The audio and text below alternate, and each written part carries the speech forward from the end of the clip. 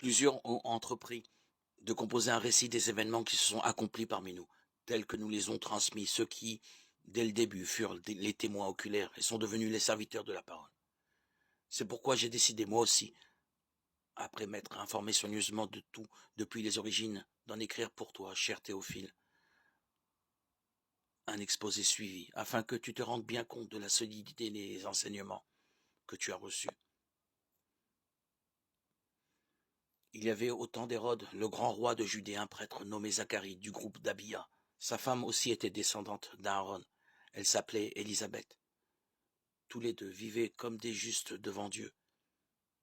Ils suivaient tous les commandements et les préceptes du Seigneur d'une manière irréprochable. Ils n'avaient pas d'enfants car Élisabeth était stérile et tous deux étaient âgés.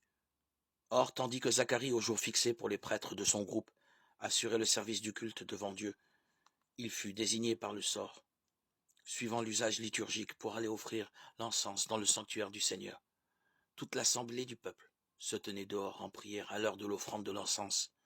L'ange du Seigneur lui apparut debout à droite de l'autel de l'encens.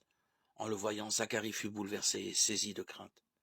L'ange lui dit, « Sois sans crainte, Zacharie, car ta supplication a été entendue. Ta femme Élisabeth te donnera un fils, et tu le nommeras Jean.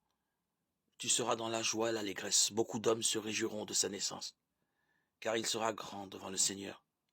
Il ne boira pas de vin ni de boisson fermentée, et il sera rempli de l'Esprit Saint dès avant sa naissance.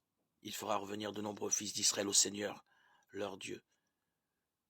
Il marchera devant le Seigneur avec l'esprit et la puissance du prophète Élie, pour faire revenir le cœur des pères vers leurs enfants, convertir les rebelles à la sagesse des hommes droits, et préparer au Seigneur un peuple capable de l'accueillir. »